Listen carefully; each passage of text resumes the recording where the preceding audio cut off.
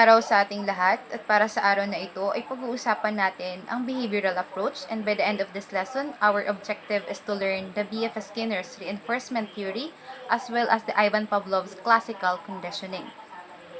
Alam ko na bawat isa sa atin ay na-encounter na si John B. Watson, and alam natin na siya ang founder of behaviorism, and his behaviorist psychology or his approach was primarily focused on overt behavior or on how the organism respond to external stimulus. And so Watson's behaviorism is walang lugar doon yung conscious and unconscious forces, as he believed that they cannot be seen, manipulated, or even measured by the use of different laboratory conditions or activities. Also, whatever might happen inside the organism, sa tao man yan or sa an animal, ay naniniwala si Watson na between the presentation of the stimulus and the elicitation of the response had no role to play in science. Why? Basically because scientists could not perform any experimentation regarding on internal or unobserved conditions. As a result, we find no mention such internal forces or processes here, gaya na lamang ng anxiety, defense mechanism, motives, urges, etc., unlike sa mga personality theories na alam natin. And therefore, personality, according to behaviorists, are nothing just but the collection of learned responses to varied stimuli, or the personality itself are the things that we can observe or manipulate objectively. The behavioral approach to personality na pag-uusapan natin ngayon ay represented by the work of B.F. Skinner, who continuing the Watson's approach, na kung saan he's concerned primarily doon sa overt behavior and external stimulus that shape it. Si B.F. Skinner ay hindi naman siya nag-offer or nag-introduce sa atin ng isang personality theory that we can be easily compared in contrast to other personality theories that we already knew. Actually, in fact, hindi naman daw kasi siya talaga nagbigay ng isang personality theory, nor did research that deals specifically to personality. But his work attempted to account all the behavior, not just only the personality. Moreover, B.F. Skinner argued that psychologists must restrict their investigation to facts on the things that they can see, manipulate, or measure in a laboratory setting. That meant exclusive emphasis on responses to stimulus of subjects that makes and nothing more. His contention of psychology is a science of behavior of what organism does, as he had no made reference to internal subject states, dahil nga para sa kanya yung mga unconscious forces or other driven forces na hindi nakikita ay wala siyang place or wala siyang role sa scientific psychology. However, hindi naman dininay ni Skinner yung existence ng internal forces, only the usefulness in science. And sinasabi ni Skinner na we don't need to look inside the organisms, as we humans, we are just empty organism, and there are no such things that inside us na pwedeng gamitin to explain behavior in a scientific terms. However, his ideas became immensely useful in clinical setting through the application of behavioral modification technique, and those things would be further discussed later on. Now, for us to better understand the behavioral approach of B.F. Skinner's or the B.F. Skinner's reinforcement theory, we would discuss this following. First, the life of Skinner, including his dark hair and his new identity, the reinforcement as the basis of behavior, respondent and operant behavior, operant conditioning in the Skinner box, schedules of reinforcement, the shaping of behavior and successive approximation, superstitious behavior and how to shape it, the self-control of behavior, applications of operant conditioning, punishment and negative reinforcement, questions about human nature, assessment in Skinner's theory, and also the research and reflection in Skinner's theory. Now, let us talk about the life of Skinner, 1904 to 1990. Bruce Frederick Skinner, or better known as B.F. Skinner, was an American psychologist, author, inventor, social philosopher, and a radical behaviorist.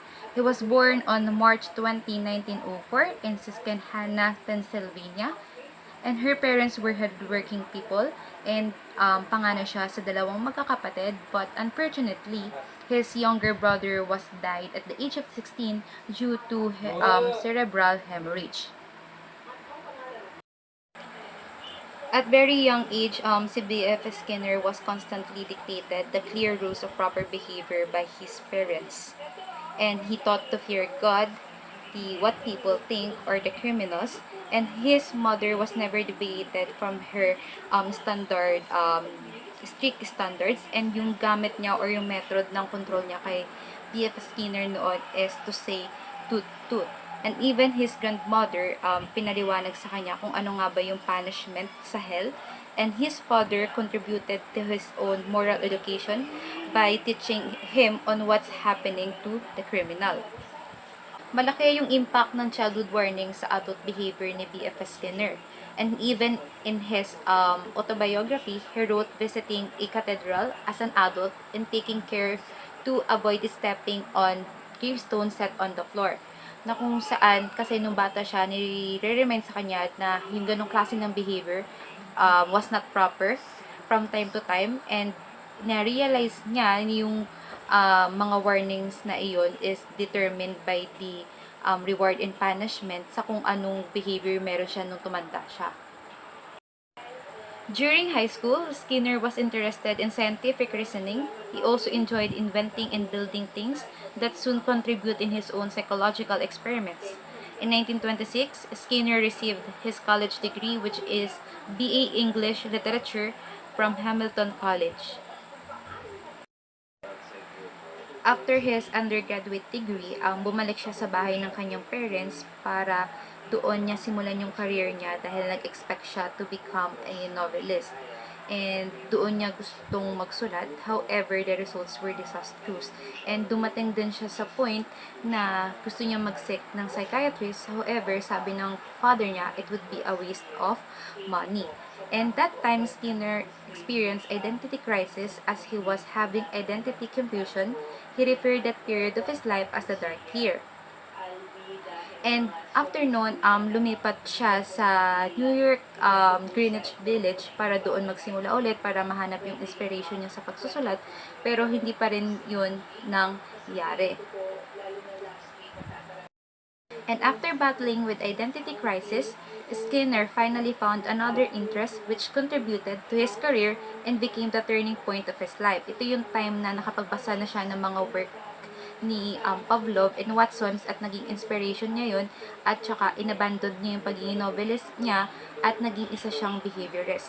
At yun yung bago niyang identity, or it serves as his new identity. When it comes to his achievements, Skinner received his PhD in 1931 and was able to work at the university and continue his research about operant behavior and operant conditioning. Also, at Harvard University, he developed the Operant Conditioning apparatus, which became known as the Skinner box, and moreover, he created the Operant Conditioning theory, which states that behavior is determined by its consequences. Now, let us proceed to the reinforcement as the basis of behavior. Skinner's fundamental idea is that behavior can be controlled by its consequences, that is, by what follows the behavior. He believed that an animal or a human could be trained to perform virtually any act, and that type of reinforcement that followed the behavior would be responsible for determining it. Meaning, kung sino yung may control dun sa reinforces has also the power to control the human behavior, just like doon sa nangyari sa experiment sa laboratory rat na kung saan yung experimenter is nagkaroon siya ng control doon sa rat na madidiscuss pa natin mamaya. Moreover, Skinner identified two types of behavior, which are the respondent behavior and the operant behavior. Let's talk about the respondent behavior. It involves a response made to or elicited by a specific stimulus, or in other words, it occurs as an automatic response to stimulus. For instance, reflex behavior such as a knee jerk, wherein the applied stimulus is the tap on the knee and the response occur is the leg jerks. Kung mapapansin natin sa behavior nito, ito ay unlearned or nangyayari siya involuntarily and hindi natin kailangan makondition at first or matrain para magkaroon tayo ng appropriate response toward this particular stimulus. And of course, meron din tayong tinatawag na conditioning. Conditioning, it is a respondent behavior that is learned na kung saan ay yung concept na ito was originated by the work of Ivan Pavlov, isa siyang Russian psychologist, and yung concept na ito ay madidiscuss din natin mamaya separately. And yung conditioning is hindi siya possible to occur without the reinforcement. Yung reinforcement defined as the act of strengthening a response by adding a reward, thus increasing the likelihood that the response will be repeated. Itong reinforcement, it is a particular tangible words, events, or situation na kung saan ang purpose niya is to strengthen or to increase a particular behavior. However, an established conditioned response will not maintained in the absence of reinforcement. And yung process na ito ay tinatawag po natin na extinction. In this process na kung saan yung response had been wiped out or extinguished as the reinforcers or the rewards were no longer provided. Now, let us talk about the operant behavior. Operant behavior is basically emitted and is determined by modified by the reinforcer that follows it. Operant behavior operates on the environment and changes it. Operant behavior, which goes along with the operant conditioning, this refers as the behavior that operates in the environment and is controlled by the individual. Operant behavior is done because it produces some type of consequences, and even si Skinner, he conceived personality as a patterns of or collection of operant behavior. As from infancy, we display many behaviors, and those are reinforced, will strengthen, and will form a pattern. Now, let us proceed to the operant conditioning in the Skinner box. Operant conditioning, also known as instrumental conditioning, is a learning method popularized by B.F. Skinner in which the consequences of a response determine the likelihood that it will be repeated. And for us to better understand the operant conditioning process, let us follow the progress of the rat in a Skinner operant conditioning apparatus na tinatawag na Skinner box, or also known as operant conditioning chamber, which is a device used to objectively record an animal's behavior in a short period of time. So, ito na nga yung nangyari doon sa experiment ni Skinner sa rat. So, ang ginawa niya, naglagay siya ng isang food-deprived rat sa kanyang Skinner box. So, obviously, yung behavior ng rat nung nilagay siya doon is very spontaneous and random.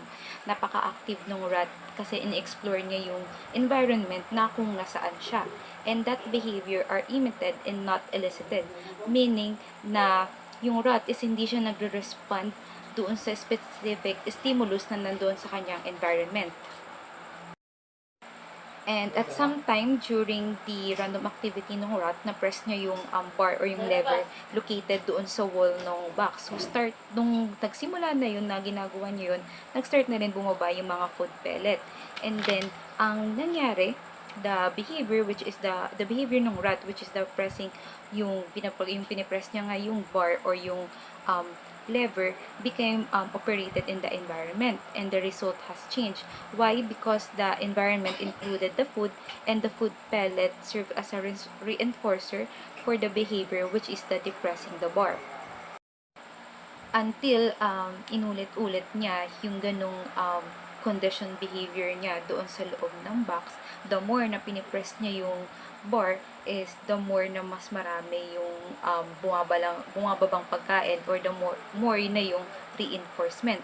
Yung unang activity na ginagawa niya, which is spontaneous and very random, na lesson na yun kasi ini-spend niya na yung time niya doon sa pag-press ng bar para bumaba yung pagkain, at ini-spend niya na lang yung time niya para kumain.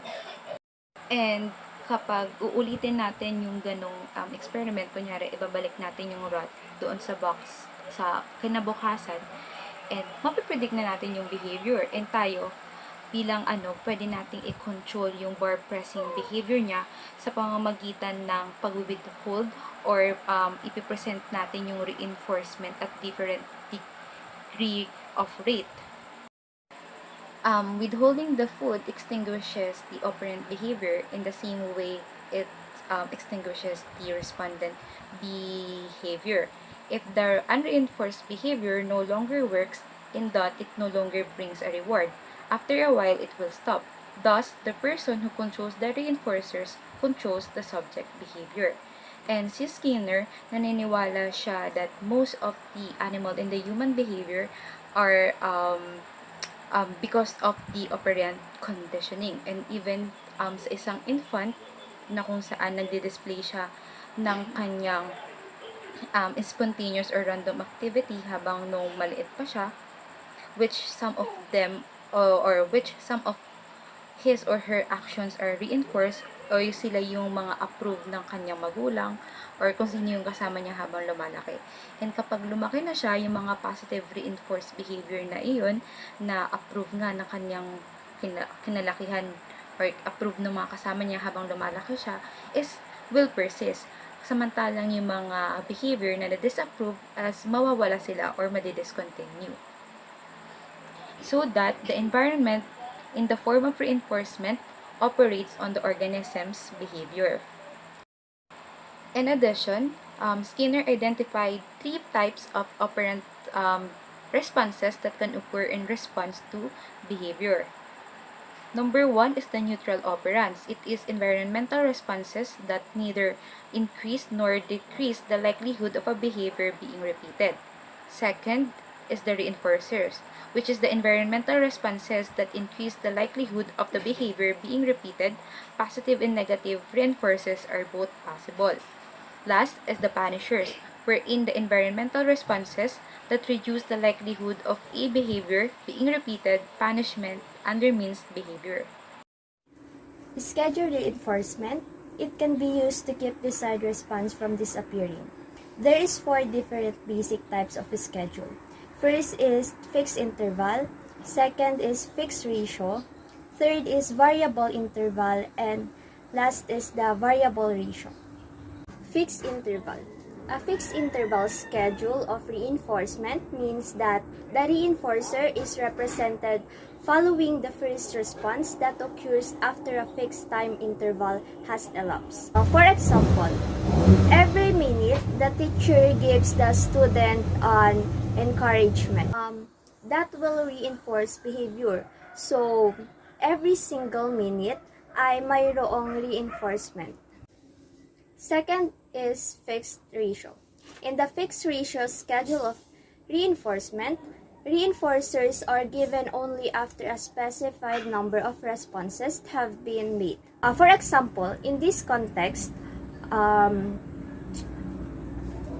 after a student answer the question 3 times, they get a compliment from the teacher. So, in this way, sa tuwing masasagot nila yung binigay sa kanilang question 3 times, they will get a reinforcer. Variable interval. A variable interval schedule of reinforcement is one in which the reinforcement or the award is provided after an inconsistent amount of time has passed and following a specific behavior being performed. Variable interval. For example, you are checking your email. Typically, you check your email at random times throughout the day instead of checking every single message is delivered. The thing about your email is that in most cases you never know when you are going to receive a message. Because of this, emails rolls at completely unpredictable times. When you check and see that you have received a message, it acts as a reinforcer for checking your email. Last is variable ratio. A variable ratio schedule of reinforcement is based on an average number of responses between reinforces, but there is great variability around that average. For example, the teacher gives a candy to student who offers correct answers, but on after varying amount or responses. The ratio is changing reinforcers. So, when it comes to these different schedules, both variable ratio and variable interval have less extinction than fixed schedules. Next is the shaping of behavior and successive approximation. Behavior shaping. A further important contribution made by Skinner in 1951 is the notion of behavior shaping through successive approximation. An explanation for the accusation of complex behavior, behavior such as learning to speak, will be reinforced only as it comes to approximate or approach the final desired behavior. For example, sa pag-aalaga natin ng aso, namin sa aming alagang aso ay isang mabagal na proseso upang dahan-dahanin siyang sanayin na umihi sa labas. Hindi nagtagal na hubog namin ang kanyang pag-uugali upang umihi siya sa isang wiwi-pad. Sa pamamagitan ng pagbibigay namin sa kanya ng treats sa tuwing gagawin niya ito.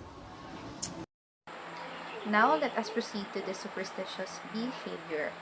Alam naman natin na sa buhay natin may mga events that are not well controlled, hindi gaya sa mga events na nasa isang psychology laboratory wherein they are well controlled. And sometimes we are reinforced accidentally after we have displayed some behavior. And as a result, that behavior which did not lead to or cause the reinforcement for an anyway may be repeated in a similar situation. For instance, mayroong isang soccer player and sinasabi niya na before na mag-umpisa yung game nila is niyayakap niya yung goal post kasi sa isang game nila, after niya niyakap yung goal post is nagkaroon siya ng successful kick. And nakasayanayan niya na yun, kaya every time na magkakaroon sila ng game, ginagamit niya yung or niyayakap niya yung goal post dahil akala niya doon nagsisimula kung bakit siya nagkakaroon ng isang successful kick. And this phenomena is tinawag siya ni Skinner as a superstitious behavior. So, ano nga ba yung superstitious behavior? Superstitious behavior is a persistent behavior that has coincidental and not a functional relationship to the reinforcement received. And even B.F. Skinner began to see signs of superstitious behavior in pigeons during his experiments. Pigeons, like humans, associate rewards with superstitious rituals when they see positive result. And this phenomena, which is the superstitious behavior nga, demonstrated by Skinner in the laboratory by using a hungry pigeon, was placed in the operant conditioning apparatus and reinforced siya every 15 seconds of a fixed interval schedule. And it is highly likely that the pigeon would be doing something, displaying some behavior or activity when the reinforcing food palette was presented. It might be turning, raising its head, strutting, hopping, or standing still. Whatever behavior was being emitted at the moment of reward would be reinforced. Skinner found that a single reinforcement is very powerful daw to lead the pigeon to repeat the accidentally reinforced behavior more frequently for a while, which increased the probability that another food pellet would appear while the same behavior was being shown.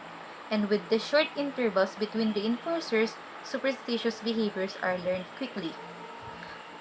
Like the football players in the example mentioned previously, the superstitious behavior displayed by the pigeon have no functional relationship to the reinforcers. The connection is unintentional.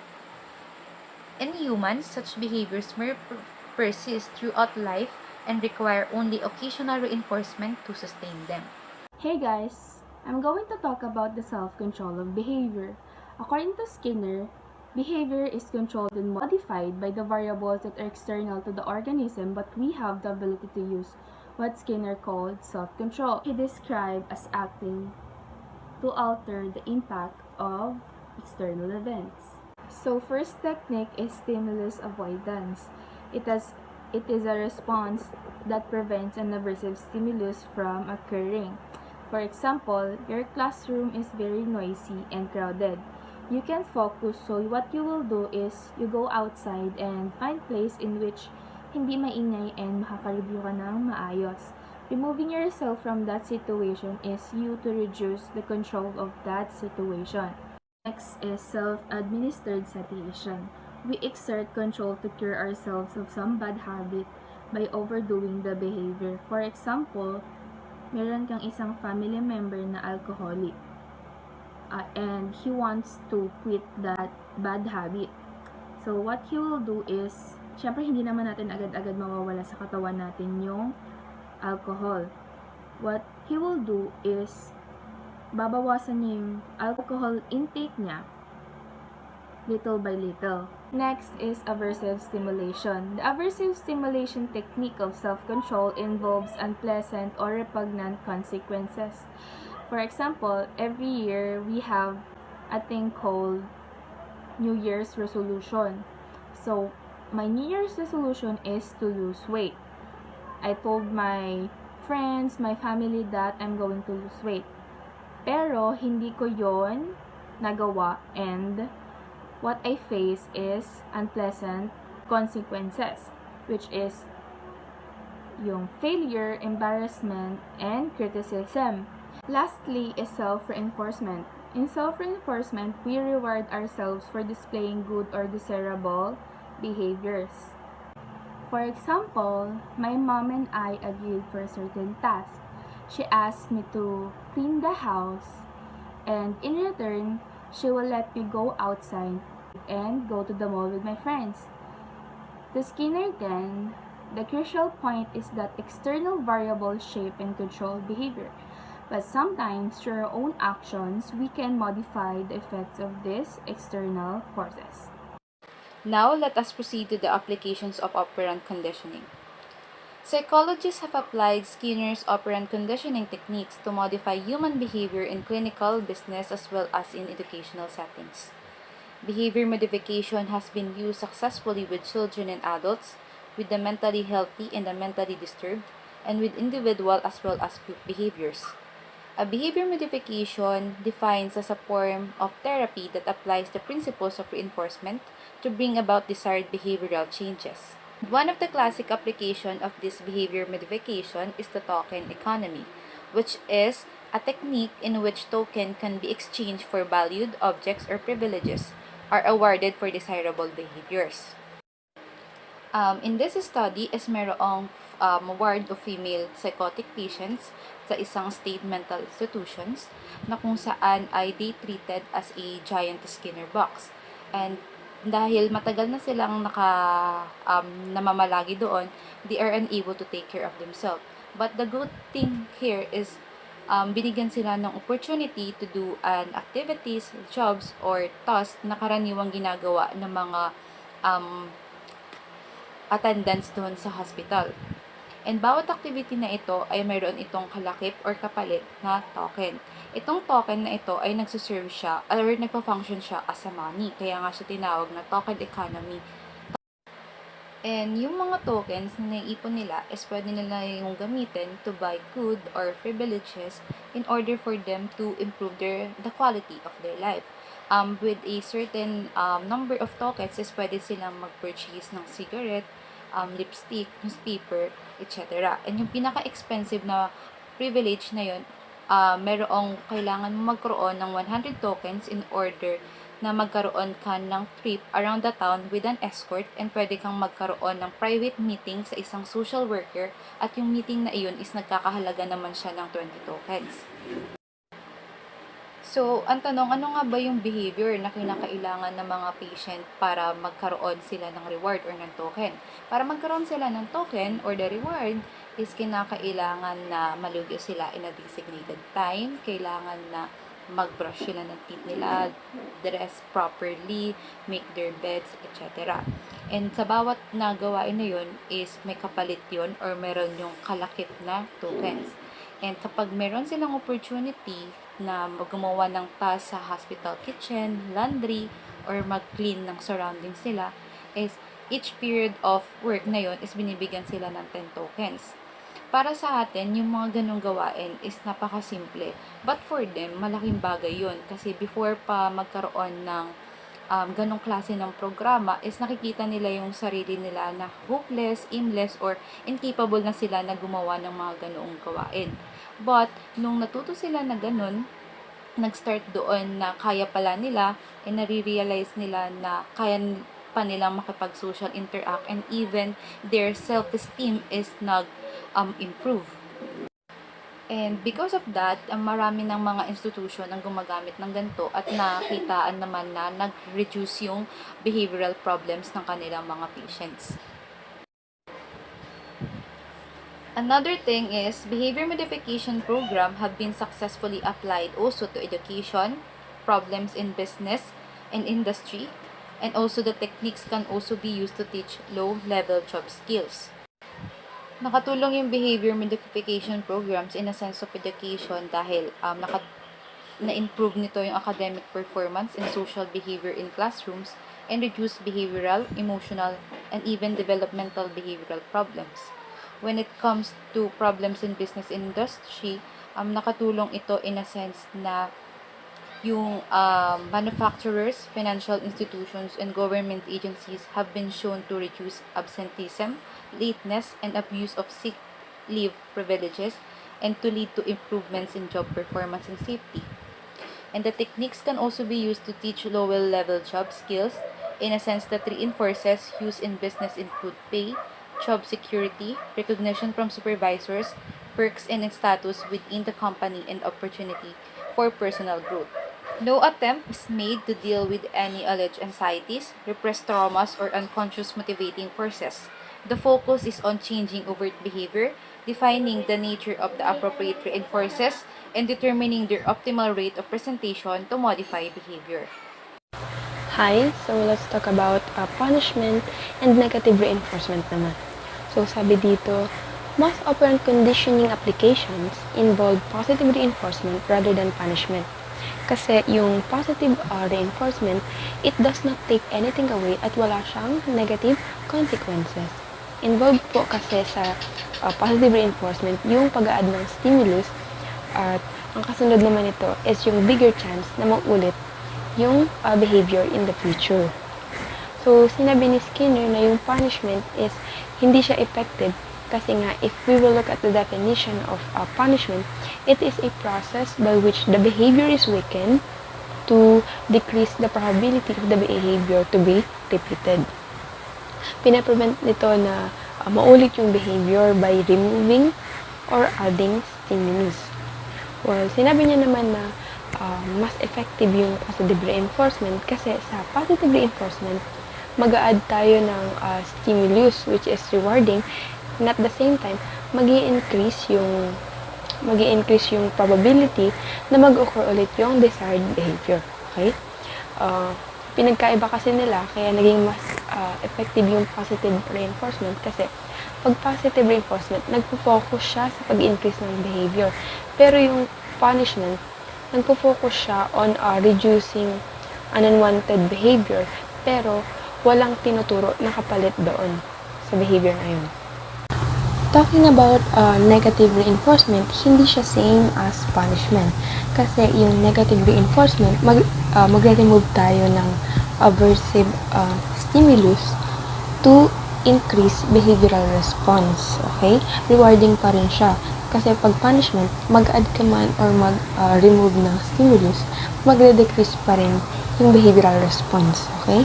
So, si Skinner, nag-disagree siya sa paggamit nito to modify behavior kasi nga hindi naman predictable yung mga consequences unlike sa positive reinforcement, di ba? At para sa kanya, yung reinforcement daw, hindi laging nag-work dito tulad ng positive reinforcement. Pero, pares lang naman sila ng objective or ng result na gustong mangyari dito, which is to increase behavioral response.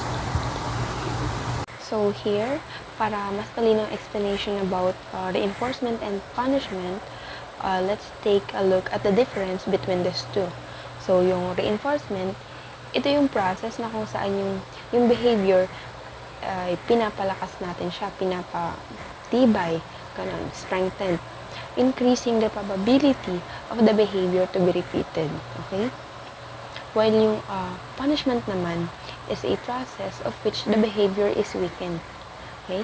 Decreasing the likelihood that the behavior will be repeated. Okay? So, meron ditong positive and negative reinforcement at meron namang positive and negative punishment. So, pag positive reinforcement, mag-a-add tayo ng pleasant stimulus to increase behavior. Okay? While pag negative, magtatanggal tayo ng aversive stimulus to increase behavior. Gets? Halimbawa ng positive halimbawa ng positive reinforcement.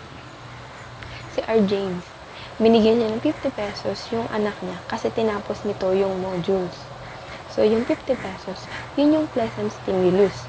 While yung paggawa ng modules, yun yung desired behavior na gustong mangyari ni R. James or gustong maulit ni R. James na behavior ng anak niya. So, sa negative reinforcement naman, nilinis ni Nicole yung kwarto niya para hindi na magbunganga yung nanay niya. Since, yun nga. So, yung paglilinis ng kwarto, yun yung behavioral response. While yung pagbubunga ng nanay niya, yun yung undesired behavior. Okay? So, yes. Next naman, sa positive punishment and negative punishment. Sa positive punishment, mag-a-add tayo ng aversive stimulus to decrease behavior. Okay? To decrease behavior. While pag negative naman, tatanggalin natin yung pleasant stimulus to decrease behavior. Okay, halimbawa ng positive punishment, pinaka-community service yung grupo nila Jomar kasi nahuli silang nagkakating. Okay, so yung community service, yun yung aversive stimulus. While yung pagkakating, yun yung undesired behavior na gustong matanggal ng teacher nila. Okay, gets? So, sa negative punishment naman, halimbawa ng negative punishment is pinatay ng mama ni Nicole yung wifi nila. Kasi nga, nagiging disobedient na siya. No? So, yung wifi, yun yung pleasant stimulus na niremove ng mama ni Nicole para hindi na maulit yung, or para mabawasan yung pagiging disobedient ni Nicole, which is yun yung undesired behavior. Gets po ba? So, pumunta naman tayo sa questions about human nature. Okay, sabi rito, people are primarily products of learning, shaped more by external variables than genetic factors. So, mostly kasi genetic factors influence our physical appearance, yung intelligence, yung mga pati diseases, yung mga nakukuha natin, genetically speaking. But when it comes to our behavior, malaking factor talaga ang environment at experiences. At yung experiences na yun is what makes us unique as a person. Kasi magkakaiba tayo ng mga pinagdadaanan, lalo na nung childhood. Okay? No individuals will behave in precisely the same way, kahit kambal pa yan. Kasi iba-iba tayo na ng pinagdadaanan, ng mga nakikita, at magkaiba rin tayo ng interpretation sa mga nakikita natin sa paligid natin. Okay? Kaya, that's what makes us unique as a person, experiences. So, let's talk about assessment in Skinner's theory. So, yung application ng technique ni Skinner, which is yung behavioral modification technique, is it is necessary to assess specific behavior first. Define or i-identify mo muna yung behavior in a specific and objective way. Kasi hindi mo ma-modify ng maayos ang isang behavior without such prior assessment. So, ang tawag sa approach ni Skinner when it comes to assessing behavior is functional analysis. Ito yung functional analysis, ito yung method na kung saan ginagamit to explain the cause and effect relationship between the environment and the behavior. So, yung functional analysis, it involves three aspects of behavior. Una is yung frequency of the behavior or kung gaano kadalas nag-occur ng isang behavior.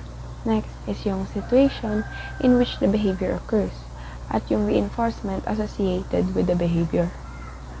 So, ginagamit yung functional analysis to improve problem behavior by identifying variables of control na magagamit rin sa pag-implement ng behavioral treatment. So, yung 3 approaches na ginamit ni Skinner sa pag-assess ay ang direct observation, self-report, at physiological measurements. Okay. So, direct observation, we are collecting information through our senses or using our senses. So, pwede mong i-document yung activities and yung behavior ng ina-assess mo. And ang kagandahan kasi dito is a first-hand experience or ikaw mismo yung makaka-witness ng behavior kaya parang primary information siya. So, next is yung self-report is mag-acquire tayo ng information through the use of survey, questionnaire, at pwede ring self-diaries. And lastly is yung physiological measurement. Dito is i-monitor mo yung reaction ng tao. I-observe mo sila through their physiological aspects like their pupils, yung skin color, yung research on Skinner's theory. So, yung assessment ni Skinner, it differs radically from other theories na na-discuss. Kasi yung approach ni Skinner ay mas specific. Yung theory niya, ina-emphasize nito yung principle na ang isang tao raw ay natututo through reinforcement na yung behavior nangyayari because of conditioning, not because of free will. Kung ang usual procedure is to study large group animals or human subject, si Skinner mas preferred niya na mag-stick sa isang subject kasi a science that deals with averages provides little information to help in understanding the unique individual. At naniniwala rin si Skinner na hindi kailangan ng analysis or statistical analysis para makakuha ng valid at replicable na result as long as sufficient data were collected from a single subject under well-controlled experimental conditions. So, pumunta na tayo sa reflections on Skinner's theory. So, Skinner's approach has been criticized on several points. There has been criticism of the type of subject and the simplicity of the situations in Skinner's experiments. So, si Skinner kasi, against siya sa neuropsychological explanations of behavior.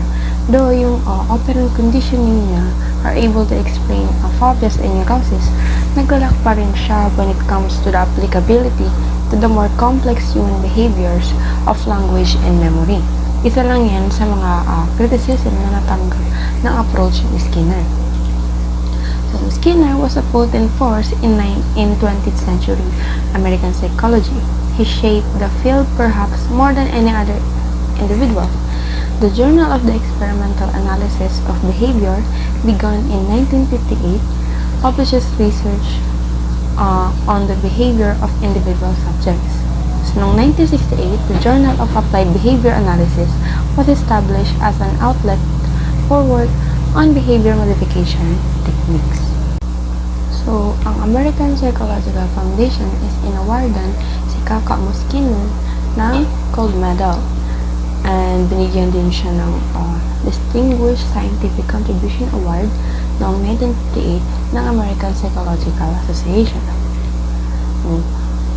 Skinner's first book on behaviorism, The Behavior of Organisms, an Experimental Analysis, was described as one of the few books to truly change the nature of the field.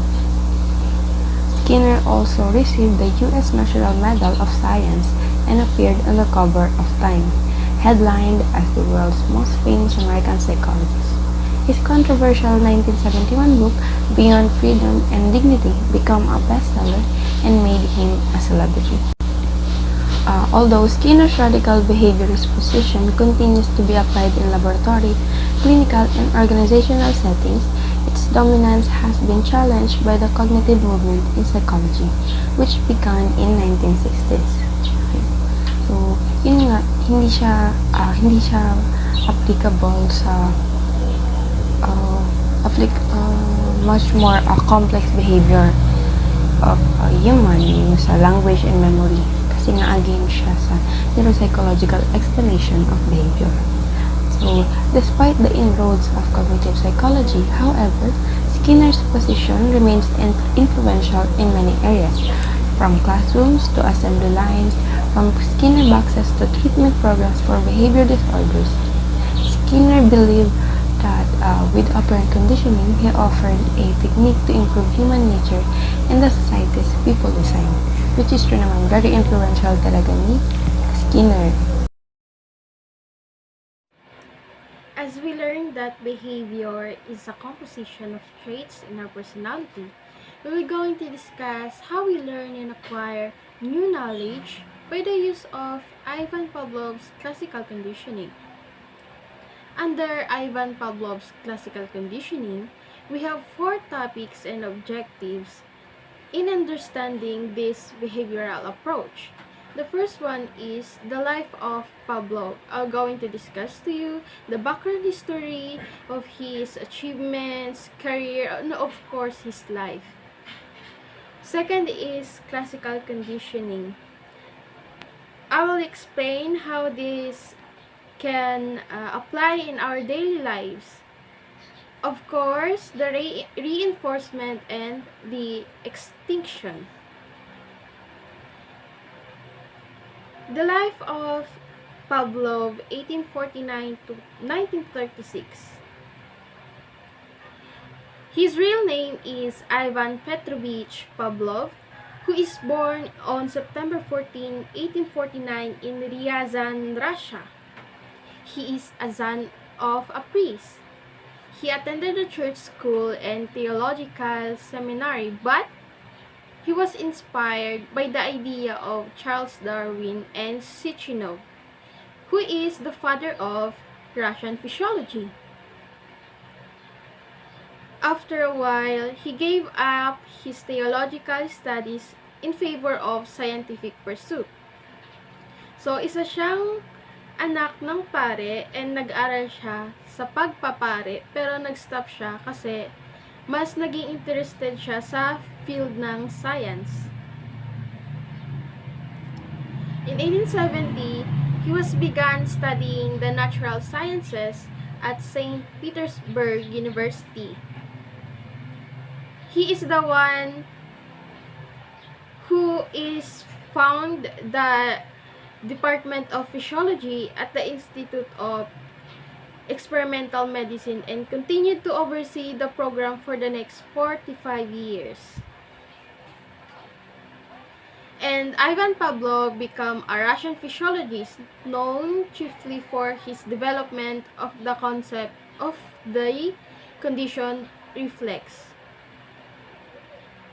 And then he awarded the Nobel Prize for Physiology or Medicine in 1904 for his work on digestive secretion. He received considerable acclaim for his work, including a 1901 appointment to the Russian Academy of Sciences and the 1904 Nobel Prize in Physiology. The Soviet government also offered substantial support for Pavlov's work. And the Soviet Union soon became a leading center of physiology research.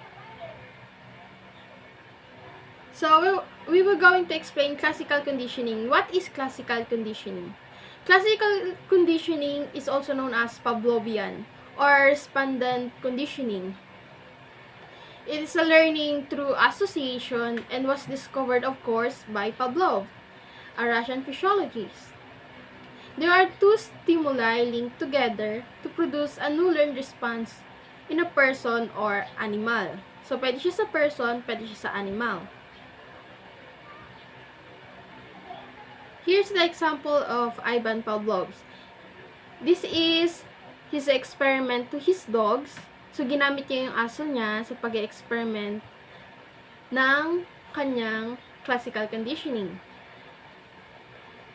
In this picture, makikita nyo, meron ditong food, tas may dog na nagsalivate. Also, may bell. So, unconditioned stimulus stand for food. And the salivation stands for unconditioned response. During the before conditioning or the stage 1 conditioning. Then, meron tayong bell, which is the neutral stimulus, and a dog. Kapag niring mo yung bell sa first stage of conditioning, hindi magre-response ang dog. Bakit? Kasi wala naman siyang hindi niya alam kung ano yung nangyayari sa bell. Bell lang yun. And hindi naman itinuro sa kanya kung ano yung gagawin. So, during the conditioning, yung dalawang stimulus, which is the unconditioned stimulus and neutral stimulus, pinag-a-add yun para maturuan yung dog. And then, after conditioning, yung napag-add ng neutral at saka conditioned stimulus, and of course, yung dog is magre-response na doon sa conditioned stimulus. For better understanding, here is the term used in this experiment. The first one is unconditioned stimulus or UCS, which is defined as illicit response automatically. Yun na yung food. Lahat naman tayo, di ba, attracted sa food. Even the dog, animals, or whatsoever. Kapag may food, nagugutom agad tayo. Especially sa mga animals, kapag may nakita silang food, hindi nila napipigilan yung sarili nila. Unlike sa atin, pwede natin mapigilan. So, yun. Unconditioned response or UCR, the reflexive response the stimulus automatically produce, which is yung salivation. Wala tayong control dun. Automatic siyang lumalabas. Next is conditioned stimulus, which is CS. Previously neutral stimulus that comes to elicit a response due to association with UCS. Ito yung sinasabi ko kanina, na yung neutral stimulus, which is the bell, na kapag pinagsama siya sa unconditioned stimulus, makakapag-associate siya doon sa animal or person. And of course, conditioned response, which is CR, response to a previously neutral stimulus due to a learned association. So, here's the stages of classical conditioning. The first stage explains that the unconditioned stimulus produces an unconditioned response in an organism. In basic terms, this means that the stimulus in the environment has produced a behavioral response, which is unlearned, and therefore is a natural response which has not been taught. In this respect, no new behavior have been learned yet. Yun yung sinabi ko kanina sa stage 1. Kapag nag-ring ka ng bell, tapos hindi mo naman tinuturo sa kanya, or walang reward para maturuan mo yung dog mo, hindi siya magre-response dun sa bell. Ano bang meron dun sa bell? Diba? This stage also involves another stimulus which has no effect on a person. It is called the neutral stimulus. Again, ito yung bell. Kanina dun sa example. The neutral stimulus could be a person, object, place, or etc. The neutral stimulus in classical conditioning does not produce a response until it is paired with a conditioned stimulus. Stage 2, during conditioning. So, during this stage, a stimulus which produces no response is associated with unconditioned stimulus, at which point, it now becomes known as conditioned stimulus. Yung bell natin na pinair natin dun sa food, tapos tinuruan natin yung dog na every time na mag-ring yung bell, merong food, malilearn niya na kapag yung nag-ring ka na ng bell, akala niya may food ka na. Kasi nasanay siya na ganun, na kapag may every time na nagri-ring ka ng bell, meron agad food as a reward. Parang parang nag-train ka ng aso. Tapos, halimbawa, sinabihan mo siya na gusto mo siya mag-roll over. Bibigyan mo siya ng treat. So, kapag sinabi mo sa kanya roll over, tas ginawa niya yung sinabi mo, kailangan bigyan mo siya ng treat. The last stage is after conditioning, which is now the conditioned stimulus has been associated with the unconditioned stimulus. to create a new conditioned response. Ito yung sinabi ko kanina, yung sa aso, na-learn niya na every time na magbebel ka is may pagkain. So, reinforcement. Pavlov's classic experiment highlighted the significance of reinforcement. Unless the dogs were rewarded for responding to the bell, they would not learn to do so. The incentive in this case was food. After that, Pavlov developed a key law of learning. A conditioned response cannot be established without reinforcement. Reinforcing a response strengthens it and enhances the possibility that it will be repeated in the future. Yun nga yung sabi ko, pag magte-train ka ng dog, meron kang treats. Siyempre, parang motivation mo yun sa kanya para gawin niya yung pinapagawa mo. Parang sa tao din, sa our daily life, di ba? Kapag, for example, nakikita ka ng mother mo or ng father mo na wala ka ng gana sa pag-aaral, syempre, bibigyan ka niya ng motivation or reward. Diba, sasabihin sa'yo ng mother mo na, kapag na-perfect mo yung exam or mga quizzes, bibigyan ka niya ng reward. Money, chocolates, or kahit ano. Syempre, gaganahan ka nun. But, there's an extinction. What is extinction? Excuse me. In the absence of reinforcement, however, an established conditioned response will not be sustained. Extinction is the term for this process because reinforcers or rewards were no longer available. The reaction was wiped out or extinguished. Ito yung extinction. For example, di ba binigyan ka na, kunwari, ng reward every time na napa-perfect mo yung exam or quizzes. Then, bigla, tinanggal yung reward na yon. Yung bata, tuloy, ikaw, mawawalan ka na ng gana kasi nasanay ka na every time na nakaka-perfect ka or may maganda ka nagagawa or may achievements ka is may reward after. So, ayun. This is the end of discussion under Ivan Pavlov's classical conditioning. Thank you. And that would be all, guys. Maraming salamat sa pakikinig at sana na-attain natin yung objective natin before we start the discussion kanina, na kung saan matutunan or malaman natin o maunawaan nating mabuti ang behavioral approach ni B.F. Skinner, which is the reinforcement theory, as well as the Ivan Pavlov classical conditioning. And hanggang dito na lang. Maraming salamat sa pakikinig.